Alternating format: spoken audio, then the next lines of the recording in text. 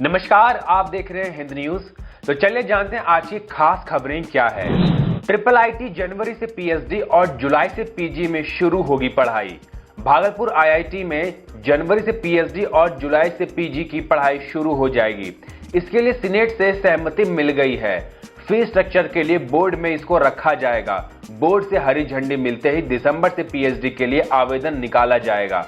वहीं एमटेक में नामांकन के लिए काउंसलिंग की प्रक्रिया में ट्रिपल आईटी भी शामिल होगा। शनिवार को भागलपुर ट्रिपल आईटी के निदेशक प्रोफेसर अरविंद चौबे ने ऑनलाइन सीनेट के सदस्यों के साथ बैठक की। रविवार को भी बचे हुए मुद्दों पर सीनेट की बैठक होगी। शनिवार को सीनेट के सामने dual courses, fees structure, semester result के साथ साथ नामांकन के नियम सहित कई बिंदुओं पर चर्चा हुई। इसमें सीनेट सदस्यों ने अपनी सहमति भी दी है।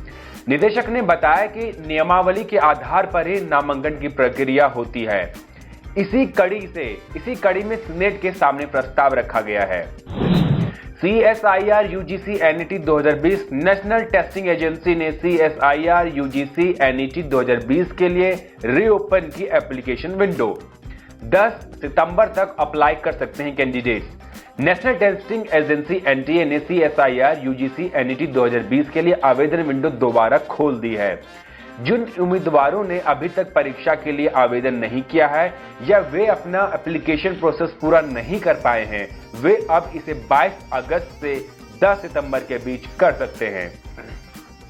इस बारे में एजेंसी ने ऑफिशियल वेबसाइट पर एक नोटिफिकेशन जारी करके जानकारी दी है। शनिवार को जारी अपने ऑफिशियल नोटिफिकेशन में एनटीए ने कहा, कई स्टूडेंट्स की तरफ से मिले निवेदन और कोरोना के कारण बने हालातों के मद्देनजर और वैज्ञानिक औद्योगिक अनुसंधान परिषद मतलब CSIR से प्राप्त अनुरोध के बाद एनटीए ने कुछ हफ्तों के लिए फिर से पोर्टल को खोलने का फैसला किया है। यह उन अन्य छात्रों पर भी लागू होता है जो किसी कारण से आवेदन पूरा नहीं कर पाए हैं या CSIR UGC NET जून 2020 के लिए एप्लीकेशन फॉर्म जमा नहीं कर पाए हैं। कैंडिडेट csirnet.nta.nic.in के जरिए ऑनलाइन आवेदन कर सकते हैं। ऑनलाइन एप्लीकेशन फॉर्म जमा करने की लास्ट डेट 10 सितंबर तय की गई है। वहीं शुल्क जमा करना 10 सितंबर की रात 11:50 तक स्वीकार किया जाएगा। फीस का भुगतान credit, debit card, net banking, UPI के जरिए ऑनलाइन किया जा सकता है। इसके अलावा आवेदक एप्लीकेशन फॉर्म में करेक्शन या एग्जाम सेंटर के शहरों में 11 से 17 सितंबर तक सुधार कर सकते हैं। केंद्रीय ओबीसी सूची में आएंगी 36 जातियां। झारखंड सरकार ने भेजा केंद्र सरकार को प्रस्ताव। कुर्मी, सुंडी और कुम्हार समेत झारखंड की 36 जातियों को केंद्र की नौकरियों में आरक्षण मिलना संभव हो सकेगा। झारखंड सरकार ने इस दिशा में पहल की है। झारखंड के पिछड़ा वर्ग 1 और पिछड़ा वर्ग 2 की कोटि में शामिल इन जातियों को भारत सरकार की ओबीसी में शामिल करने के लिए प्रस्ताव भेजा जाएगा।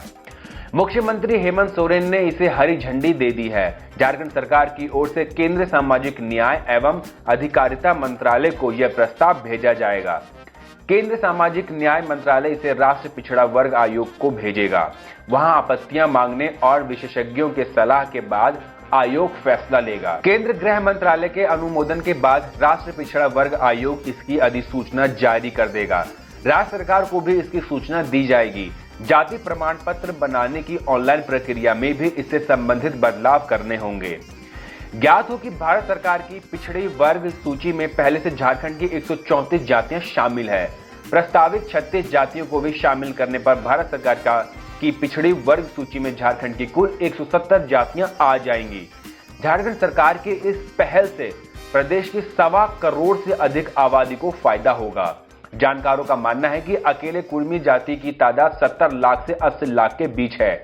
इसी तरह सूंडी, चंद्रवंशी, कुमार और राजभट आदि जातियां भी लगभग 10 लाख की संख्या है।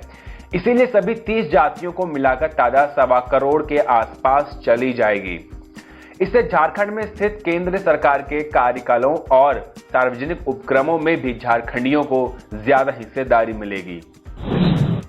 यूपी में आतंकी के घर तबाही का सामान। IS आतंकी अबू यूसुफ के घर से 2 मानव बम जैकेट और डेटोनेटर मिला। पिता बोले, बेटे की करतूत का पता होता तो घर से निकाल देता। दिल्ली से गिरफ्तार इस्लामिक स्टेट आईएसआईएस के आतंकी अब्बू यूसुफ के यूपी के बलरामपुर स्थित घर से 2 मानव बम जैकेट, विस्फोटक, आईएस का झंडा और भड़काऊ साहित्य बरामद किए गए हैं। यूसुफ के भतीजे समेत 3 लोगों को पुलिस ने हिरासत में ले लिया है। इसके बाद टीम वापस दिल्ली रवाना हो गई। पिता वकील अहमद ने कहा कि मुझे उसकी इस करतूत के बारे में पता नहीं था, वरना उसे रोकता या घर से निकाल देता। यूसुफ की पत्नी ने कहा कि वह घर में गन पाउडर और कई अन्य चीजें इकट्ठा कर रहा था। मैंने जब ऐसा नहीं करने के लिए कहा तो बोला कि उसे रोकने का मुझे कोई हक नहीं। तेलंगाना के वायुसेना अकादमी के पास स्थित केमिकल फैक्ट्री में लगी भीषण आग। तेलंगाना के मेड्चल मलकजगिरी जिले के डुंडीगल इलाके में स्थित वायुसेना अकादमी के पास एक केमिकल फैक्ट्री में भीषण आग लग गई है। घटना में अभी तक किसी की हताहत होने की खबर नहीं है। आग के फैक्ट्री के बड़े हिस्से को अपनी चपेट में ले लिया है। घटना की सूचना मिलने के बाद फायर ब्रिगेड की कई गाड़ियां मौके पर पहुंची हुई है और आग पर काबू पाने की कोशिश कर रही है।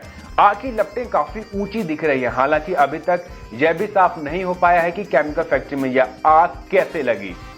बता दें कि इससे पहले 21 अगस्त को तेलंगाना के श्रीशैलम हाइड्रो इलेक्ट्रिक प्लांट में आग लग गई थी। इस घटना में 9 शव बरामद हुए थे। बरामद हुए 3 शव की पहचान असिस्टेंट इंजीनियर सुंदर नाइक, मोहन कुमार और फातिम के तौर पर हुई थी।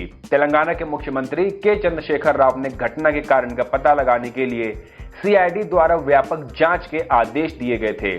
सीआईडी के additional director of police Govind Singh को इंक्वायरी ऑफिसर नियुक्त किया गया है। सिंह से इस बारे में जल्द से जल्द रिपोर्ट सौंपने को कहा गया है। रेलवे ने 2019-20 में बेटिकट यात्रा कर रहे लोगों से वसूले 561 करोड़ रुपए। रेलवे ने 2019-20 में 1 करोड़ से ज्यादा यात्री बेटिकट यात्रा करते पकड़े गए थे और इन यात्रियों पर लगाए गए जुर्माने से रेलवे को 561.73 करोड़ रुपए का राजस्व प्राप्त हुआ था। रेलवे ने 2019-20 में 1 करोड़ से ज्यादा यात्री बेटिकट यात्रा करते पकड़े थे और इन यात्रियों पर लगाए गए जुर्माने से रेलवे को 561.73 करोड़ रुपए का राजस्व प्राप्त हुआ था। सूचना के अधिकार आरटीआई के तहत यह जानकारी प्राप्त हुई है।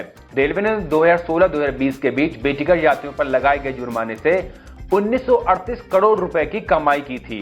यह 2016 से 38.57% अधिक है। मध्य प्रदेश के कार्यकर्ता चंद्रशेखर गौर की ओर से दाखिल आरटीआई के संबंध में यह जानकारी दी गई है। रेलवे ने 2016-17 में बेटिकट यात्रियों से जुर्माने के रूप में 405.30 करोड़ रुपए कमाए। वहीं 2017-18 में रेलवे ने 441.62 करोड़ रुपए ऐसे लोगों से वसूले और वर्ष 2018-19 में 530.06 करोड़ रुपए कमाए। वर्ष 2019-20 में 1 करोड़ 10 लाख यात्री बेटिकट यात्रा करते पकड़े गए। भारतीय रेलवे ने बेटिकट यात्रा करने पर रोक लगाने के लिए नियम बनाए हैं। बेटिकट यात्री को टिकट की लागत के साथ न्यूनतम 250 रुपए का जुर्माना देना होता है। यदि कोई यात्री जुर्माना देने से इंकार करता है तो उस व्यक्ति को रेलवे सुरक्षा बल आरपीएफ को सौंप दिया जाता है और उसके खिलाफ रेलवे अधिनियम की धारा 137 के तहत मामला दर्ज किया जाता है। इसके बाद व्यक्ति को मजिस्ट्रेट के समक्ष पेश किया जाता है। मजिस्ट्रेट उस पर 1000 रुपए तक का जुर्माना लगा सकता है। यदि व्यक्ति अभी भी जुर्माना देने से इंकार करता है तो उसे 6 महीने तक की जेल हो सकती है। तो आज के लिए बस इतना ही। बाकी खबरों के लिए देखते रहिए हिंद न्यूज।